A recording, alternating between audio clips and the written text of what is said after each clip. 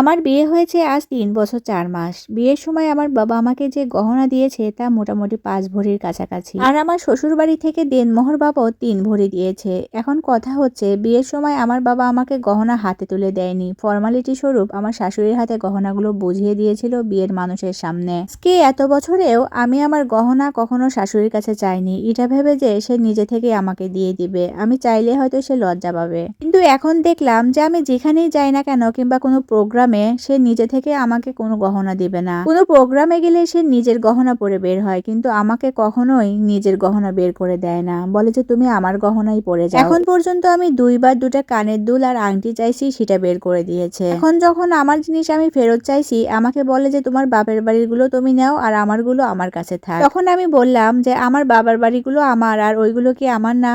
বলে যে ওইগুলো আমার টাকায় কিনা, তাই এগুলো আমার কাছেই থাকবে, আমি দিব না। আমি তখন বললাম আপনার টাকায় না কার টাকায় সেটা তো আমার জানার দরকার নেই। বিয়েতে ১০ জনের সামনে দেনমোহর বাবদ এই গহনাগুলো দিয়েছিলেন, তার মানে ওগুলো আমার। এটা বলার সাথে সাথে আমার শাশুড়ি আর স্বামী আমার সাথে ঝগড়া লাগিয়ে দিয়েছে। আমার স্বামীর একটাই বক্তব্য যে এই গহনাগুলো তো নিরাপদে আছে, তাহলে নেওয়ার কি দরকার? মায়ের কাছে থাকা আর আমার কাছে থাকা নাকি একই কথা? তার মানে বুঝলাম আমার গয়না আমার কাছে নিরাপদ না। আমার স্বামী আবার আমাকে বলে তোমার হঠাৎ করে গয়নার এত লোভ হলো কেন? আমি তখন বললাম আমি আমার প্রাপ্য জিনিস চাচ্ছি, এতে লোভের কি দেখলে তুমি? আর আমার জিনিস যে তোমরা আমাকেই দিচ্ছ না সেটা কি তোমাদের লোভ না?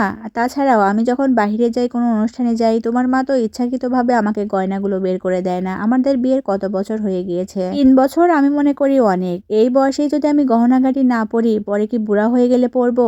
এগুলো শুনে আমার শাশুড়ি আরো রেগে গিয়ে আমার স্বামীকে বলল, দেখ তোর বউ কিভাবে মুখে মুখে তর্ক করে, এখন তো আমাকে মানছেই না, দুদিন পর তো তোর বউ দেখছে আমাকে বাড়ি থেকেই বের করে দিবে। কথাগুলো শুনে আমারও একটু রাগ হলো। কোথায় গহনার কথা চলছে আর কোথাকার কথা উনি কোথায় টেনে নিয়ে গেলেন। এতদিনে আমি গহনার কথা বলিনি, উনিও কিছু বলেননি, ইচ্ছাকৃতভাবে আমাকে দেয়ওনি। অথচ আমার গহনা যখন আমি চাচ্ছি উনি এরকম ব্যবহার করছেন আমার সাথে। শুধু চিল্লায় চিল্লায় বলতেছে আমার নাকি চাপা বেশি, আমি যে এত কথা জানতাম উনি নাকি জানতেন না, আমি নাকি রূপ দেখাইছিলাম না, এতদিনে আমার আসল রূপ দেখাই দিলাম, এতদিনে স্বর্ণের লোভ হয়েছে আমার। এই মুহূর্তেই আবার আমার ননদদের কাছে ফোন দিল আমার শাশুড়ি, দিয়ে উল্টাপাল্টা যা নয় তা বললো আমার নামে। একটু পর আমি আর সহ্য করতে পারলাম না, আমি আমার বাবার বাড়িতে ফোন করে সব জানিয়ে দিয়েছি। আমার বাবা যখন আমার স্বামীকে ফোন করলো সবকিছু জানতে, সে তখন বলতেছে যে এসব কথায় যেন আমি বিশ্বাস না করি, তাহলে কিন্তু পরে আপনার ঘাড়ে ঝুলবো, প্রশ্রয় দিয়েন না বেশি। আমার মা যদি একটু একটু বলেও থাকে তাহলে তো অন্যায় করেনি, আর আমি বাসায় তো আছি, দেখতেই পাচ্ছি আপনার মেয়ে যে ব্যবহারটা করছে আমার মায়ের সাথে, কেউ সাহস পাবে এরকম শাশুড়ির সাথে করতে?